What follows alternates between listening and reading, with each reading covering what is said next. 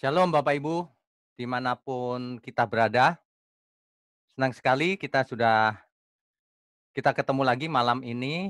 Kita lanjutkan pelajaran kita tentang siapakah manusia, untuk apa diciptakan, dan sebagainya. Kita mulai dari awal tentunya. Malam ini adalah sesi ketiga. Sebelum kita mulai, mari kita berdoa dulu ya. Bapa di surga, berkati malam ini, agar setiap kami, anak-anak-Mu, dimanapun kami berada, dapat merasakan berkat Tuhan yang luar biasa. Melalui firman-Mu, agar kami berubah Tuhan. Biarlah hidup kami tidak sia-sia di sisa umur hidup kami ini. Pakai mulut hamba-Mu untuk menyampaikan kebenaran ini. Terima kasih ya Bapa, hanya dalam nama Tuhan Yesus kami berdoa. Amin. Amin. Bapak Ibu, pertemuan sesi ketiga ini adalah temanya tentang roh manusia. Kalau kita bicara tentang roh, kita tidak bisa memakai buku apapun kecuali Alkitab. Itulah sebabnya kita akan belajar dari ayat-ayat Alkitab dan membuat kesimpulan-kesimpulan yang alkitabiah. Kita tidak boleh membuat kesimpulan berdasarkan pikiran kita sendiri. Pikiran kita pun harus didasarkan pada Alkitab. Jadi kalau kita pakai logika, itu harus berdasarkan Alkitab. Tidak boleh sembarangan, ya. Oke, saya sharing satu slide yang sudah saya siapkan agar Bapak Ibu bisa menangkap lebih jelas. Sebentar, saya share dulu.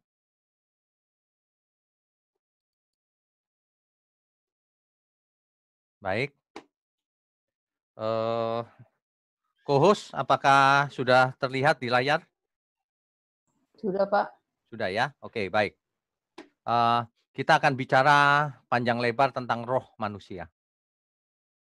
Sesuatu yang sangat penting karena kita manusia. Ya, oke. Jadi kita baca dahulu pembacaan kita, kelanjutan kita yang lalu. Kita sudah selesaikan Kejadian 1 sampai waktu itu ayat 31.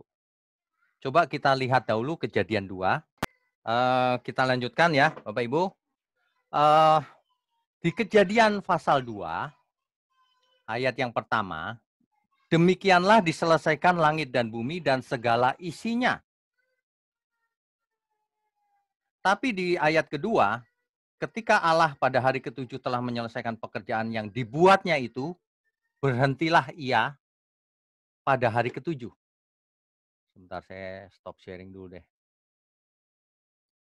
Ya, jadi Allah berhenti pada hari ketujuh. Sebenarnya Allah tidak pernah berhenti. Jadi kalau kita baca Alkitab, konteksnya harus kita tangkap dengan jelas. Pada hari ketujuh ini Allah berhenti dari proses penciptaan langit dan bumi, maksudnya itu. Bukan berhenti berkarya. Sebab Tuhan Yesus berkata, Bapakku bekerja sampai hari ini. Jadi kita harus alkitabiah dalam hal ini. Ya. Nah, kemudian lalu Allah memberkati hari ketujuh itu dan menguduskannya. Karena pada hari itulah ia berhenti dan segala pekerjaan penciptaan yang telah dibuatnya itu. Nah, kan jelas jadinya. Berhentinya itu dari penciptaan, tetapi Allah terus bekerja. Ya. Demikianlah ayat 4-nya, demikianlah riwayat langit dan bumi pada waktu diciptakan, ketika Tuhan Allah menciptakan bumi dan langit. Jadi ada orang yang berpendapat bahwa ini Kejadian pasal 2 ini penciptaan yang kedua, yang berbeda dibanding yang pertama. Salah itu Bapak Ibu. Kejadian pertama menceritakan penciptaan. Kedua ini juga penciptaan yang sama diulang dengan cara yang berbeda, lebih detail, lebih rinci penciptaannya. ya. Nah, eee, belum ada semak apapun di bumi. Ini kan mengulang cerita yang Kejadian 1 sebenarnya, menceritakan lebih detail, lebih rinci, ya. Nah, yang penting dalam pelajaran kita sehubungan dengan manusia adalah ayat ke-7. Kejadian 2 ayat 7. Kejadian 2 ayat 7. Saya sharing-kan, layarnya. Ya, kalau kita baca, ketika itulah Tuhan Allah membentuk manusia itu dari debu tanah dan menghembuskan nafas hidup ke dalam hidungnya. Demikianlah manusia itu menjadi makhluk yang hidup. Bapak Ibu sekali lagi kalau baca Alkitab jangan buru-buru ya. Kata Alkitab Tuhan dalam Kejadian 2 ini, saya berikan, tanda di sini, kata Tuhan di sini. Perhatikan hurufnya besar semua. Itu dalam teks aslinya adalah Yud He Vav He, Yud He Waw He, atau biasa disingkat YHWH, YHWH. Dan ini dibaca Adonai yang benar. Setiap kita melihat teks asli YHWH, Yud He Vaw He ini, harus dibaca Adonai. Adonai itu bahasa Ibrani, artinya Tuan, Lord. Nah, bahasa Indonesianya Tuan atau Tuhan. Dalam Alkitab LAI kita pakai diterjemahkan menjadi Tuhan huruf besar. Karena untuk membedakan Tuhan yang huruf kecil, T-nya besar, kalau itu berbeda. Ini untuk membedakan bahwa teks aslinya adalah Yud He Waw He. Jadi mulai sekarang dicatat baik-baik. Bapak Ibu kalau melihat kata Tuhan huruf besar semua di Alkitab kita, itu teks aslinya Yud He Waw He, YHWH, dibaca Adonai. Ya. Sedangkan Allah adalah Elohim. Jadi Tuhan Allah teks aslinya adalah Adonai Elohim bacanya. Tulisannya Yud He Waw He, Yud He Waw He bisa juga bacanya, bisa lafalnya, dialeknya bisa Yud He Waw He atau Yud He Vav He.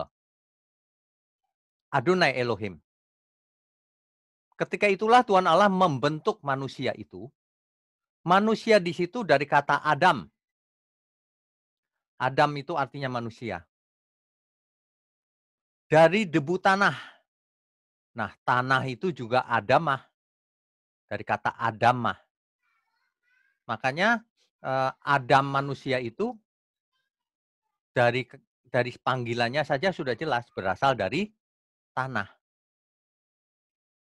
Kalau kita belajar bahasa Ibrani, kita akan lihat permainan kata Ibraninya itu sangat menarik. Nanti suatu hari kita akan bahas Ibraninya, permainan katanya. Kita bisa undang Ibu Rita kalau perlu ya, untuk hadir sehingga bisa sharing tentang sastra Ibrani ini. Dan menghembuskan nafas hidup ke dalam hidungnya. Siapa yang menghembuskan nafas hidup ke dalam hidung manusia itu?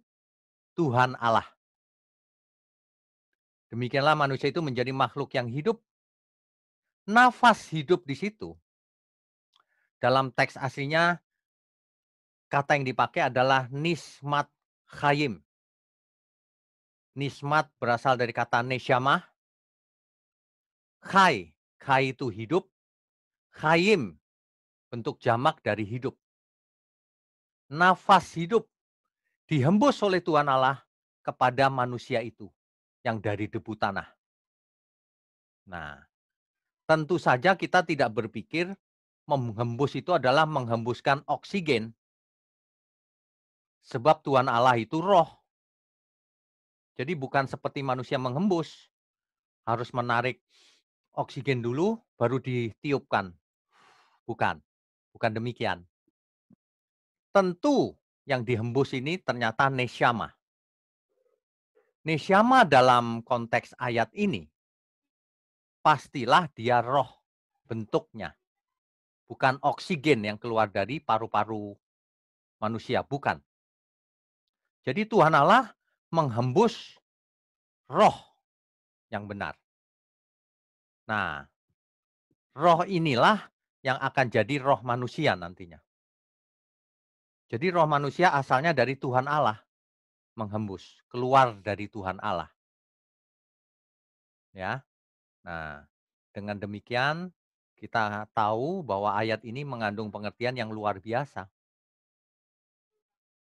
Tuhan Allah itu membentuk manusia itu dari debu tanah, tapi rohnya dari Tuhan Allah. Di sini dipakai kalimat personifikasi menghembuskan nafas hidup ke dalam hidungnya. Demikianlah manusia itu menjadi makhluk yang hidup. Pertanyaannya, apakah jika manusia tidak dihembus nafas hidup neshama oleh Tuhan Allah maka tidak dapat hidup? Kita lihat bahwa ayam, makhluk-makhluk yang lain tidak dihembus neshama, tapi tetap bisa hidup. Tetapi lihat bedanya, tidak punya kepribadian. Mereka bergerak hidup berdasarkan insting. Tapi kalau manusia, kita sudah belajar di Kejadian 1 ayat 26, manusia diciptakan menurut gambar dan rupa Allah. Mempunyai kemiripan dengan Allah dalam beberapa aspeknya. Misalnya Allah punya pikiran, kita punya pikiran. Allah punya perasaan, kita punya perasaan. Allah punya kehendak yang bebas. Bisa memutuskan, kita juga diberi kehendak bebas oleh Allah. Ini jelas loh. Jadi, kalau tidak diberi nafas hidup, mungkin bisa hidup, tapi tidak seperti manusia. Hanya bentuknya saja yang manusia. Roh itulah yang membedakan manusia dan ciptaan yang lain. Dengan roh yang dihembuskan Allah ini, kemiripan itu masuk ke dalam manusia. Karena rohnya berasal dari Allah. Ya. Oke, kita lanjutkan. Jadi berdasarkan etimologinya, Bapak Ibu, etimologi itu ilmu katanya. Bahwa roh itu dipakai kata ruah. Bahasa Ibraninya ruah. Ini Bapak Ibu. Ruah. Ruah ini kalau kita lihat di leksikon atau kamus, itu artinya yang pertama adalah nafas, breath. Kemudian yang kedua angin. Yang ketiga spirit. Spirit itu roh atau semangat, ya. Nah, meskipun Bapak Ibu awam sebagian, Bapak Ibu perlu tahu bahwa perjanjian lama kita ditulis dengan bahasa Ibrani. Sebagian kecil sekali ditulis dalam bahasa Aram. Sedangkan perjanjian baru kita ditulis dalam bahasa Yunani.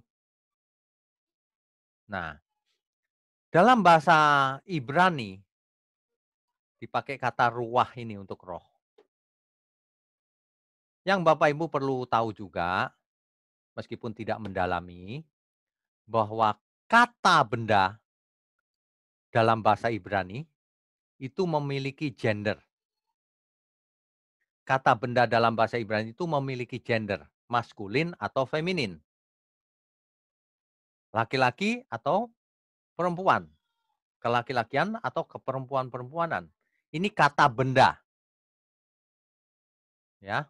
Kursi, semua kata benda memiliki gender. Jenis.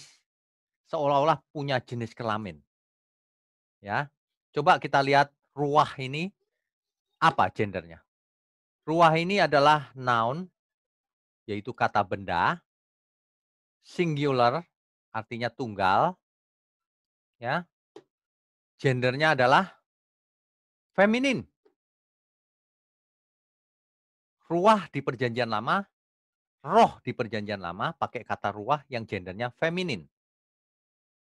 Ini bukan berarti lalu roh itu punya jenis kelamin perempuan, bukan itu. Ini adalah kata benda dalam bahasa Ibrani. Maksudnya ada unsur-unsur femininnya, lemah lembut dan sebagainya. Itu maksudnya. Kalau baca bahasa itu harus mengerti. Banyak orang sudah tidak mengerti tapi ngawur ngomongnya. "Roh kok perempuan?" Gitu. Bukan itu maksudnya. Belajar dulu bahasa Ibrani, Yunani dan sebagainya, baru komentar. Nggak ngerti komentar. Menyesat-nyesatkan orang, aneh. Ya, hari ini Bapak Ibu harus tahu bahwa kata benda noun itu dalam bahasa Ibrani ada gendernya, ya. Jadi kalau gitu Roh Kudus itu perempuan ya, Pak? Bukan. Roh Kudus itu, Roh Allah itu gendernya feminin, noun-nya di Perjanjian Lama. Tapi kalau kita lihat di Perjanjian Baru pakai bahasa Yunani, ini dia, pneuma. Pneuma ini kata benda dan kalau dalam bahasa Yunani memiliki gender juga Yunani. Cuma gendernya lebih banyak, ada maskulin, ada feminin, ada neuter. Neuter. Jadi nggak laki-laki, nggak perempuan, nggak maskulin, nggak feminin, neuter. Jadi pneuma ini dalam perjanjian baru neuter gendernya. Wah, kok nggak laki-laki, nggak perempuan, Pak? Ya, itu bahasa, Bapak Ibu. Kalau dalam bahasa Indonesia roh punya gender atau tidak? Tidak. Bahasa Indonesia, eee, kata bendanya tidak mengandung gender, tidak punya gender. Nah, demikian secara etimologi bahasanya, ya. Mulai dari hari ini jangan suka ngomong sembarangan. Bukan berarti roh itu di perjanjian lama perempuan, lalu di perjanjian baru jadi neuter, netral, bukan. Ini pengaruh bahasa, ya. Jadi kalau Bapak Ibu melihat lebih detail, ini sekedar tahu aja ya, kita nggak akan masuk lebih jauh, bahwa di perjanjian lama kata ruah itu sering dipakai yang artinya roh, spirit, itu yang warna biru ini. Lebih banyak sebagai spirit, roh.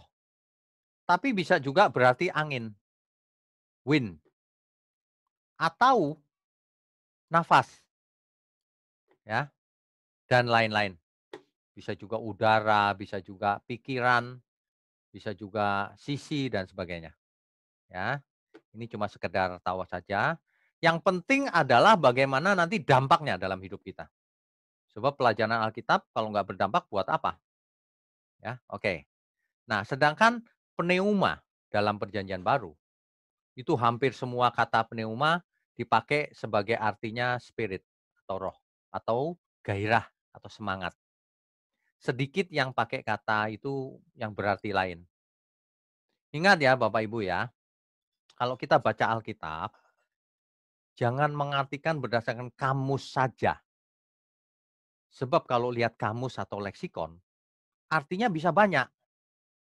Yang mana yang benar? Perhatikan konteksnya. Perhatikan konteksnya. Hmm. Kita harus belajar dengan benar mulai sekarang. Perjalanan kita masih panjang. Nanti Bapak Ibu akan biasa membaca Alkitab, mencari konteksnya. Ya, oke. Nah, jadi eh, kalau kita,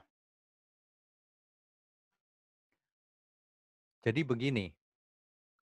Jadi bagaimana Adam itu dihembus Roh Allah sehingga ia hidup?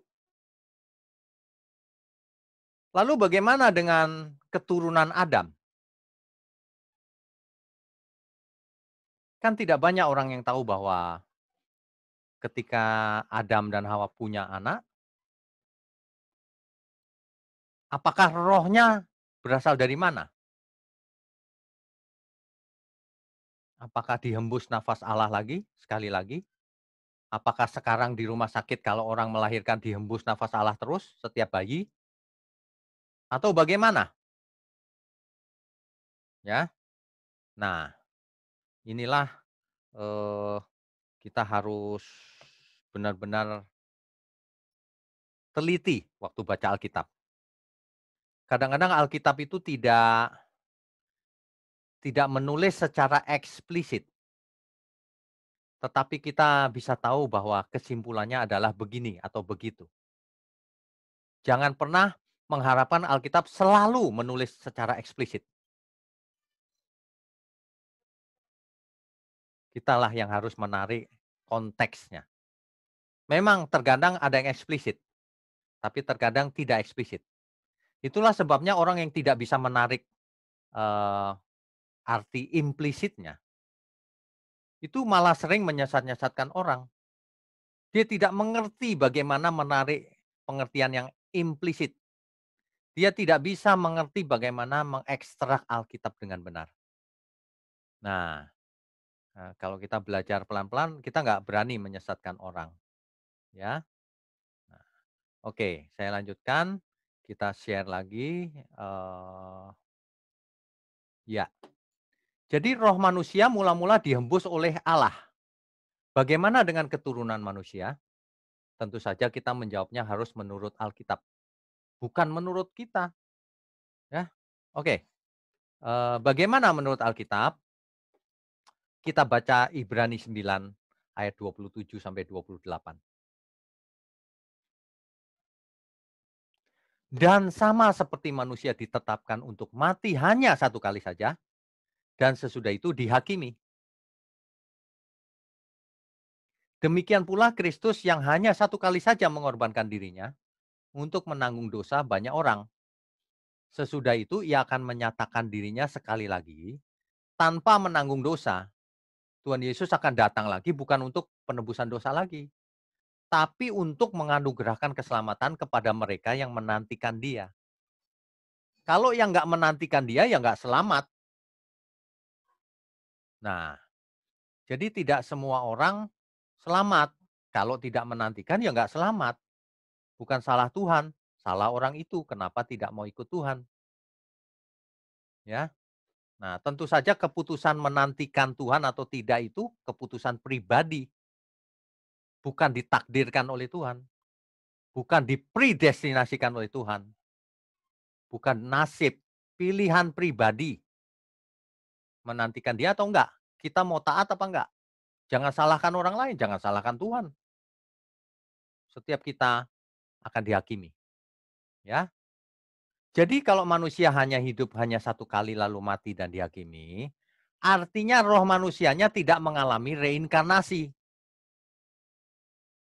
Sedangkan Alkitab juga tidak mencatat bahwa setiap kelahiran manusia itu rohnya dihembus dari surga lagi. Ini berarti roh bayi adalah hasil apa? Replikasi dari roh orang tuanya. Itulah sebabnya di awal kejadian disebut nismat chayim. Chay, tapi ada imnya, jamak bentuknya. Ada kemungkinan memang roh itu bisa jamak, bukan satu, bukan jamak juga sebenarnya. Kalau roh itu mereplikasi ke anak-anak, roh orang tuanya juga tidak berkurang. Nah inilah, kesimpulan yang bisa diambil dari Alkitab. Kalau ada Bapak Ibu yang nggak setuju, ya nggak apa-apa, tanya saja kesimpulan kau apa? Nggak punya, ya kalau nggak punya nggak usah ngomong. Sebab Alkitab itu memberikan segala sesuatunya sebenarnya lengkap, kitanya yang harus bisa mengekstrak, gitu ya. Oke kita lanjutkan. Nah, sehubungan dengan topik kita roh ini berhubungan dengan istilah anak Allah. Istilah anak tentu saja bukan anak dalam pengertian biologis. Jadi kalau ada orang yang bertanya, anak Allah itu memangnya lahir di rumah sakit mana? Bukan, itu dia tidak mengerti. Udah nggak ngerti, ngotot. Susah, hari ini banyak orang begitu, tidak mengerti tapi ngotot. Ya, Kejadian 2 ayat 7 dengan jelas bahwa manusia itu rohnya dari Allah. Dihembus nesyamah. Nesyamah di situ konteksnya pasti roh. Rohnya berasal dari Allah. Itulah sebabnya dalam Kisah Para Rasul 17 ayat 28, di situ ditulis bahwa, coba kita baca. Kisah Para Rasul 17 ayat 28. Kisah Para Rasul 17 ayat 28. Kisah Para Rasul ditulis oleh Lukas, lanjutan dari Lukas, ya. Eee, Ditulis demikian, "Sebab di dalam Dia kita hidup, kita bergerak, kita ada, seperti yang telah juga dikatakan oleh pujangga-pujanggamu, sebab kita ini dari keturunan Allah juga." Di Kisah Para Rasul 17:28 ini dikatakan bahwa kita itu keturunan Allah, anak-anak Allah, ya. Itu. Kenapa disebut anak Allah? Ingat ya, ini bukan anak Allah secara harafiah lahir di rumah sakit secara biologis, bukan. Kita tentu ingat cara manusia itu dilahirkan tanda kutip, diciptakan mula-mula, dihembus nesyamah atau roh yang dari Allah. Oh, rupanya Allah seolah-olah melahirkan roh itu menjadi roh manusia. Itulah sebabnya manusia bisa disebut anak-anak Allah. Dalam hal ini tidak hanya manusia, setiap makhluk yang diciptakan yang memiliki roh, pasti rohnya dari Allah. Makanya bisa disebut anak Allah sebenarnya. Tapi kalau makhluk ciptaan itu memberontak, maka ia bukan anak Allah lagi. Ia pemberontak. Ya, ingat baik-baik ya. Semua ciptaan yang memiliki roh, mula-mula tentu saja tidak berdosa dong. Masa Tuhan menciptakan ciptaan yang jahat? Tidak. Awal mulanya tentu polos. Tapi rohnya dari Bapa, sehingga semuanya adalah anak-anak Allah. Kecuali binatang, hewan, dan sebagainya itu jelas bukan anak Allah. Tidak punya roh, tidak diembus roh Allah. Ya. Jadi kalau demikian, siapakah anak Allah di dalam Alkitab? Bapak Ibu nanti PR ya. Semua makhluk yang punya roh adalah anak Allah. Untuk membedakannya ya sekarang dia berontak nggak statusnya, kalau berontak ya bukan anak Allah lagi. Manusia juga sama, tidak semua manusia anak Allah. Ada anak Allah, ada bukan. Kalau orang tidak mau terima Tuhan, tidak percaya Tuhan ya bukan anak Allah, ya. Oke, kita lanjutkan dulu. Itulah sebabnya Tuhan menciptakan manusia diberi roh Allah itu bukan supaya binasa. Masa Tuhan menciptakan terus mau membinasakan ciptaannya sendiri? Senang gitu kalau ciptaannya binasa? Tentu tidak. Makanya teologi yang mengatakan Allah menentukan yang ini binasa, yang ini selamat, pasti salah. Allah macam apa yang menciptakan makhluk lalu menginginkan binasa? Pasti salah. Ayat-ayat Alkitab sangat menekankan bahwa Allah tidak menginginkan seorang pun binasa. 2 Petrus 3 ayat 9. 2 Petrus 3 ayat 9. Coba kita baca.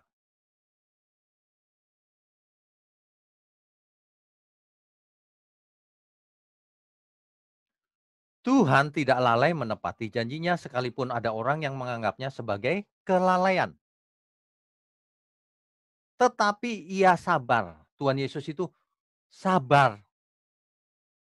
Meskipun orang-orang ngeledek, mana katanya mau datang lagi. Sampai sekarang buktinya tidak datang Tuhan. Tetapi ia sabar terhadap kamu. Kenapa? Karena ia menghendaki supaya jangan ada yang binasa. Melainkan supaya orang berbalik dan bertobat. Perhatikan kalimat-kalimat ini. Tuhan tidak menginginkan seorang pun binasa. Pengertian yang Tuhan menentukan yang ini selamat, yang ini enggak, pasti salah. Ya, oke. Yakobus 4 ayat 5. Janganlah kamu menyangka bahwa kitab suci tanpa alasan berkata, Roh yang ditempatkan Allah di dalam diri kita diingininya dengan cemburu. Tuhan menginginkan roh yang dihembus itu setelah bereplikasi banyak manusia di bumi, kembali kepadanya. Diingininya dengan cemburu. Maksudnya apa? Tuhan menginginkan roh itu, roh kita itu kembali dengan cemburu, dengan kuat. Ayo kau harus selamat, jangan binasa. Gitu loh. Pengkhotbah menulis dengan jelas tuh. Dan debu kembali menjadi tanah seperti semula dan roh kembali kepada Allah yang mengaruniakannya. Harusnya begitu. Roh itu harusnya yang ideal kembali kepada Allah yang mengaruniakannya. Tapi faktanya ada roh-roh yang dibuang nanti. Ingat kalau baca Alkitab bukan satu ayat. Itu Pak, pasti kembali tuh. Ada orang yang ngomong gitu sama saya, Pengkhotbah 12 ayat 7. Tuh roh kembali kan? Semua roh itu Pak. Waduh, saya capek juga deh kalau begini ya. Semua Alkitab itu mesti dibaca lalu dibuat kesimpulan Alkitabiahnya ya. Jangan sampai kita bikin kesimpulan yang enggak begitu ya. Nah, jadi kita perlu ingat bahwa roh yang dihembus oleh Allah itu yang ada pada diri manusia, yang menjadi roh manusia, Allah tidak ingin binasa, kecuali memang menolak penyelamatan itu ya binasa. Tapi Allah tidak ingin itu binasa. Allah menginginkan apa? Agar semua orang berbalik dan bertobat. Siapa yang harus bertobat? Ya kita, bukan Tuhan yang menentukan. Kalimatnya jelas kok. Yang bertobat itu kita, bukan Tuhan yang menentukan nanti saya akan ditentukan Tuhan bertobat minggu depan. Enggak, kita yang menentukan. Ayo mau bertobat nggak sekarang juga? Bapak Ibu yang masih hidup dalam dosa mau bertobat nggak sekarang juga? Jangan bilang itu nasib. Kita itu diberi kehendak bebas, diberi pikiran, diberi perasaan, diberi kehendak bebas. Buktinya apa? Buktinya Bapak Ibu bisa ikut PA ini bisa juga enggak dipaksa oleh Tuhan. Tidak, itu keputusan pribadi bahwa aku mau belajar Tuhan, berkati setiap kami. Aku mau hidup benar, aku mau mengerti, aku mau mengerti Tuhan duduk persoalannya bagaimana sih, kenapa manusia itu begini. Tuhan tidak menginginkan seorang pun binasa, ya. Kita lanjutkan dulu ya. Oke, sebenarnya seluruh makhluk ciptaan yang memiliki roh, rohnya berasal dari Bapa. Ibrani 12 ayat 9. Selanjutnya, dari ayah kita yang sebenarnya, ayah kita yang di bumi maksudnya, kita beroleh ganjaran, dihajar, dan mereka kita hormati. Ayah kita hormati, menghajar kita untuk kebaikan ya. Kalau demikian, bukankah kita harus lebih taat kepada Bapa segala roh, supaya kita boleh hidup, hidup kekal tentunya itu maksudnya. Bapa segala roh. Bapak Ibu perhatikan, di sini ada kata-kata Bapa segala roh. Artinya apa? Semua roh asalnya dari Bapa di surga. Pasti, ya. Nah, mulai sekarang Bapak Ibu ingat, pendalaman Alkitab ini terkadang pelan, terkadang cepat. Saya nggak tahu malam ini kecepatan atau enggak. Tapi ingat, ini bisa diulang-ulang dan Bapak Ibu harus mencatat dengan catatan sendiri poin-poin penting ini. Saya sudah berusaha untuk meringkas inti-intinya ini supaya kita bisa agak cepat. Sehingga lain kali kalau ada orang ngomong, roh itu asalnya dari Bapa. Iya, memang. Ada ayatnya, Ibrani 12 ayat 9. Gitu. Kalau gitu malaikat rohnya dari Bapa dong, Pak? Iya, betul. Kalau gitu apa lagi? Malaikat yang jatuh, anak Allah yang jatuh, Lucifer, ya dulunya juga, tapi karena yang memberontak, dia jadi setan atau iblis, bukan anak Allah lagi. Mungkin waktu diciptakan memang anak Allah, kan nggak tiba-tiba jahat. Suatu hari ia ingin menyamai yang maha tinggi. Waduh, itu jadi jahat, jadi setan dia. ya. Sama, Bapak menciptakan manusia itu rohnya diingini dengan cemburu tadi supaya tidak ke lautan api, supaya balik kepada yang empunya. Nah ya, oke kita lanjutkan. Jadi kalau ada yang bertanya, jadi kemana ya roh orang mati itu kemana ya? Sebenarnya apa yang terjadi ketika seseorang mati? Alkitab Perjanjian Lama kita mencatat bahwa ketika seseorang mati, maka ia menuju, perhatikan kalimatnya, perhentian bersama-sama dengan nenek moyangnya. Jadi gini, ketika seseorang dalam Perjanjian Lama itu mati, ya, di Perjanjian Lama belum ada Firdaus. Di Perjanjian Lama ketika seseorang mati, dia berkata begini, "Nanti aku dikuburkan bersama-sama dengan nenek moyangku. Aku nanti dalam perhentian bersama-sama nenek moyangku." Jadi orang Perjanjian Lama tidak jelas tentang surga. Karena memang juru selamat belum datang bukan? Yang menjelaskan lebih rinci apa itu surga dan bagaimana supaya sampai ke sana. Makanya orang Perjanjian Lama semuanya tidak jelas. Perhentian bersama nenek moyangnya, itu istilahnya, ya. Oke, kita kembali ke screen. Nah, di dalam Perjanjian Lama dicatat suatu istilah ini dia, Bapak Ibu. Sheol, Sheol. Contohnya di Kejadian 37 ayat 35. Sheol ini adalah dunia orang mati. Atau diterjemahkan dengan alam maut. Itu Sheol, dunia orang mati. Bukan neraka ya, ini dunia orang mati. Dunia roh ini tentunya. Nah, seluruh umat manusia di zaman Perjanjian Lama, sebelum Kristus menebus dosa manusia, roh manusia semuanya masuk ke Sheol. Abraham, semua orang benar pun masuk ke sana di zaman Perjanjian Lama. Ya, ini seharusnya menggentarkan kita juga. Sebab setiap manusia pasti mati.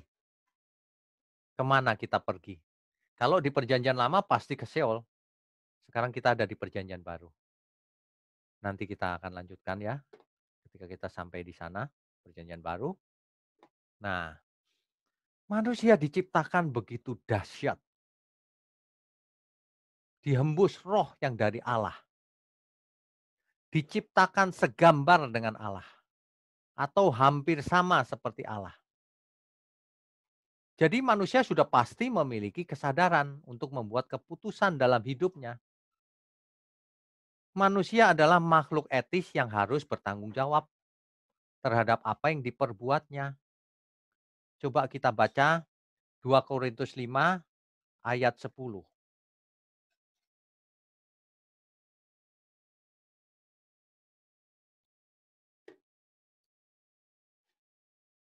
Banyak orang kalau baca ayat Alkitab ya, pilih-pilih. Pura-pura nggak tahu ada ayat ini, ayat itu. Yang begitu nggak bisa belajar kebenaran.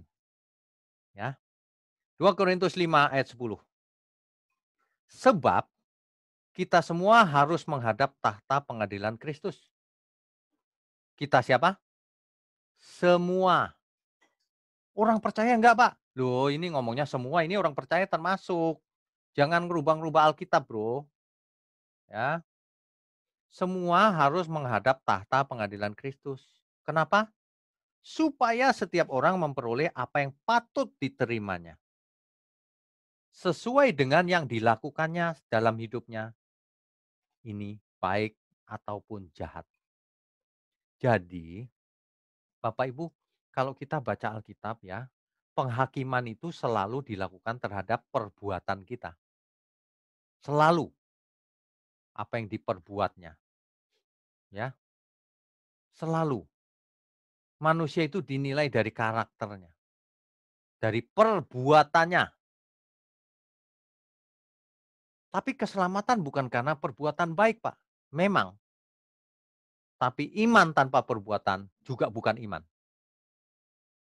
Artinya perbuatan baik itu dasarnya iman, bukan perbuatan baik dasarnya untuk seperti orang yang tidak mengenal kebenaran, untuk mengumpulkan, poin sehingga di surga nanti bisa bayar pakai poin itu masuk surga, nggak bisa.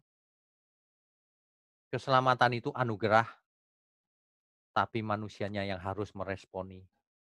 Yang menolak, tidak mau bertobat, ya sorry, pasti tidak selamat, ya. Ingat Bapak Ibu, jangan pilih-pilih ayat, ya. Alkitabiah itu artinya harus dibaca seluruh Alkitab, eee, barulah bisa dimengerti dengan benar, ya. Oke, kita lanjutkan lagi. Jadi, taat atau tidak taat terhadap Tuhan adalah keputusan yang sangat pribadi, bukan ditentukan Tuhan, bukan nasib. Hidup ini adalah pilihan. Hidup ini pilihan, bukan nasib, ya. Banyak sekali orang yang tidak mengerti, merasa hidup ini sudah ditentukan, nasib gitu seolah-olah. Kalau kita belajar tentang roh, roh ini tadinya dihembus oleh Allah loh, Allah Bapa. Mestinya kita hidup sekarang itu sangat bersyukur, diciptakan sebagai ciptaan yang memiliki roh yang dari Bapa. Akibatnya beberapa aspek pun masuk ke dalam kita, karena roh kita hembusan nafas Allah. Jangan disia-siakan, hidup ini adalah pilihan. Dalam segala hal loh Bapak Ibu. Hidup ini pilihan. Yang sederhana aja, kita mau makan A atau makan B, pilihan di tangan kita. Memangnya ditentukan Tuhan. Semuanya karena kita memilih.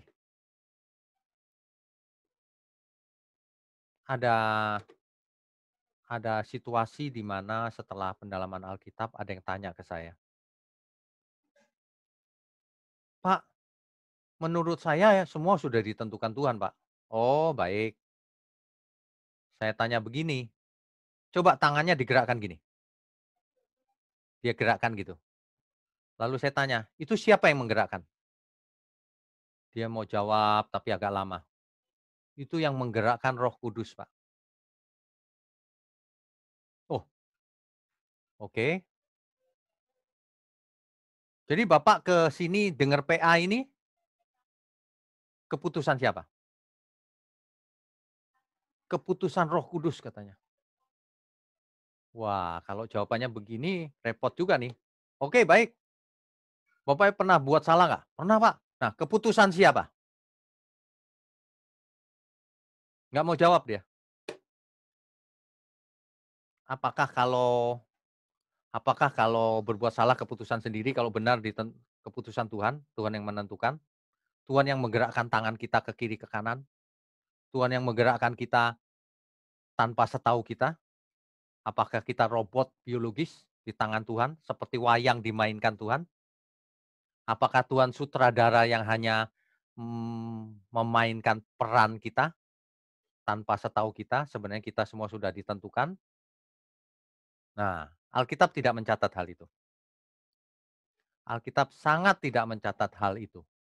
Jadi, Bapak Ibu, nanti kalau ada yang mau tanya seperti biasa raise hand ya, tidak bisa cara lain ya. Tapi sebelum itu saya, mau bahas ada pertanyaan yang masuk yang penting yang minta dibahas, sehubungan dengan topik kita malam ini. Kejadian 2 ayat 16 sampai 17. Coba kita baca dulu, Kejadian 2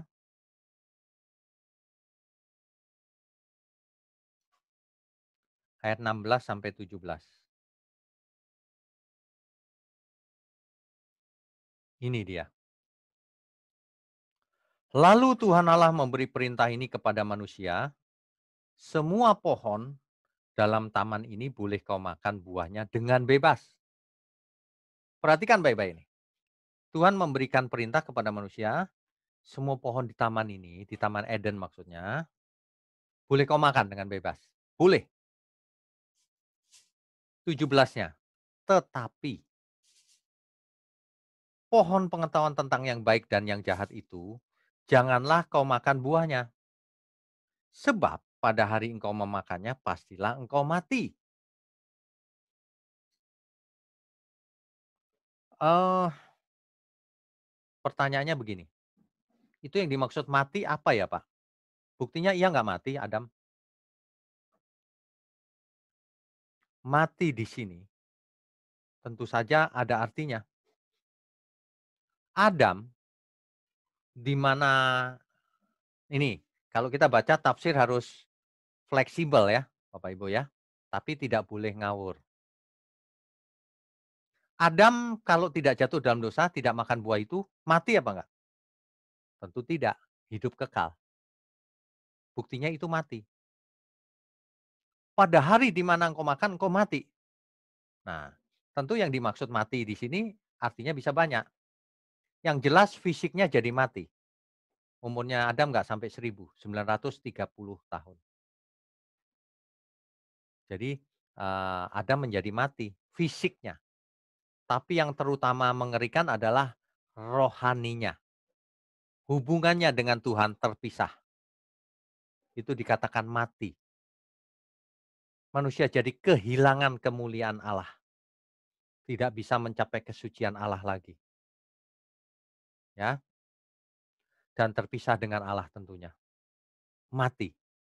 Nanti di perjanjian baru ada kematian kedua dan sebagainya. Jadi mati itu cuma dua. Fisiknya mati, rohnya terpisah dari Tuhan.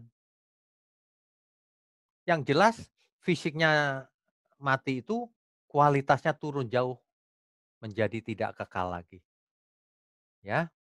Nah, sedangkan di perjanjian baru misalnya Yohanes 11 ayat 25 ya. Yohanes 11 ayat 25. Kita baca ya. Jawab Yesus, "Akulah kebangkitan dan hidup. Barang siapa percaya kepadaku, ia akan hidup walaupun ia sudah mati." Nah ini, kalau baca Alkitab itu mesti mengerti konteksnya. Ia akan hidup walaupun sudah mati. Loh, mana ada orang mati yang hidup? Mati di Pondok Rangon ya mati. Nah, tentu saja konteksnya begini. Meskipun ia mati fisiknya, ia akan hidup. Satu, rohnya hidup bersama Tuhan. Kalau orang benar nih ya, ini orang benar nih. Yang kedua, ia nanti dibangkitkan ketika Tuhan Yesus, kedatangan Tuhan Yesus yang kedua lagi. Hidup, ya. Itu yang dimaksud eh, hidup dan dimaksud mati. Mati di situ adalah meskipun ia sudah mati fisiknya, ia akan hidup. Jadi artinya itu, ya. Nah, ingat baik-baik, jangan terpaku pada kamus atau leksikon. Sebab kamus atau leksikon memberikan beberapa kemungkinan artinya. Nah, arti yang mana yang benar? Lihatlah konteksnya. Bagaimana cara melihat konteks? Bapak Ibu harus belajar hermeneutika, ilmu tafsir. Ya, di YouTube saya sudah khotbahkan itu hermeneutika, ada 6 seri kalau nggak salah. Cukup untuk pengenalan supaya, oh iya ya begitu ya caranya ya. Selama ini salah. Kalau baca ayat cuma satu ayat, lalu bikin kesimpulan, lalu ngajak debat, ngeyel-ngeyelan, nggak ada gunanya begitu. Baca ayat itu harus bukan satu ayat, satu perikop dan harus mengerti konteksnya, harus diekstrak. Namanya eksegesis. Harus diambil artinya, apa yang Alkitab katakan. Ya, harus diambil artinya. Jangan sampai baca Alkitab itu, saya itu heran loh. Saya itu heran ada banyak orang bicara di medsos, tapi tidak pakai Alkitab. Heran. Atau kalau pakai Alkitab pun, satu ayat, nggak mau lihat ayat sebelumnya dan sesudahnya. Bagaimana kita bisa mengerti Alkitab dengan benar? Kalau metode bacanya saja salah, saya beberapa hari yang lalu, saya bicara dengan seorang ahli spesialis kulit, dokter spesialis kulit. Mungkin ada yang mungkin mendengar PA malam ini kali.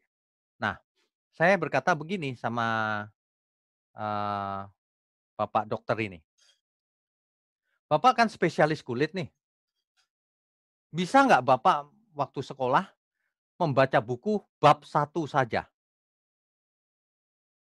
"Oh ya nggak bisa Pak, harus banyak buku dan sebagainya."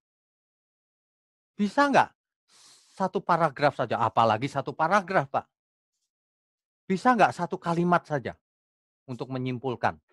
Wah itu ajaib, itu ngawur banget kalau itu satu kalimat. Nah sama, ketika kita baca Alkitab, tidak boleh satu ayat bikin kesimpulan ke mana-mana nggak karu-karuan.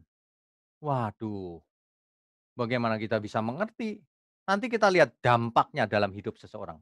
Sebab firman yang dimengerti dengan benar, ditabur dengan benar, akan berbuah-buah. Orang yang mengerti akan hidupnya berbuah-buah. 30, 60, bahkan 100 kali. Artinya orang itu akan mengalami perubahan yang luar biasa, yang hebat. Tapi kalau ngawur, orang itu mindsetnya makin ngawur. Dan itu banyak. Bapak Ibu kalau ikut PA ini, lama-lama akan menjadi cerdas. Cerdas itu bukan cerdas sekolah gitu atau apa, bukan. Cerdas mengerti kebenaran.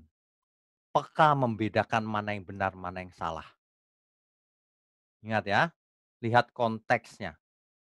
Itu yang paling penting. Kalau kita belajar manusia ini bukan supaya kita pintar, ingat. Supaya kita mau berubah seperti yang Tuhan inginkan. Supaya kita mengerti apa yang Alkitab katakan. Kita baru sampai Kejadian 2 ayat 7 dan baru beberapa ayat. Tapi kita lari ke Perjanjian Baru dan sebagainya untuk melengkapi pengertiannya secara alkitabiah. Kita bicara roh hari ini, roh manusia, asalnya dari Bapa.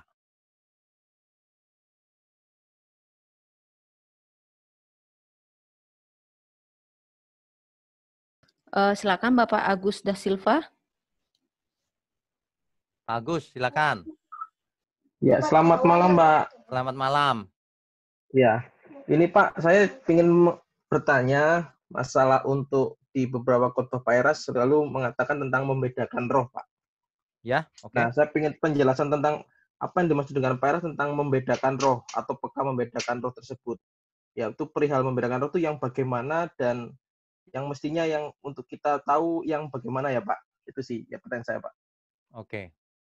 Eh, kita belajar firman itu bukan satu ayat, dua ayat, atau satu pasal, dua pasal. Bukan juga dari Kejadian sampai Wahyu sudah selesai. Tapi harus dilihat konteksnya, ditarik benang merahnya, kalau soal manusia bagaimana, kalau soal etika bagaimana, kalau soal hidup ini bagaimana, dan seterusnya. Iman bagaimana, harus ditarik semua. Dengan pengertian-pengertian yang semakin lengkap dan melakukannya dalam hidup sehari-hari, otomatis kepekaan kita akan kebenaran akan bertambah, Pak. Rohani kita akan makin dewasa, kodrat juga akan berubah. Nah, ketika itu terjadi, secara perlahan kita akan bisa membedakan roh. Membedakan roh ini memang agak abstrak ya, Pak. Tapi intinya begini, kalau kita berhadapan dengan suatu ajaran, kita langsung tahu ini salah. Khotbah 1 menit atau berapa detik pertama aja kita sudah tahu ini salah. Itu membedakan roh tuh. Ingat bahwa kita harus bisa membedakan roh, membedakan mana yang benar, mana yang salah. Kalau enggak bisa tersesat, Pak.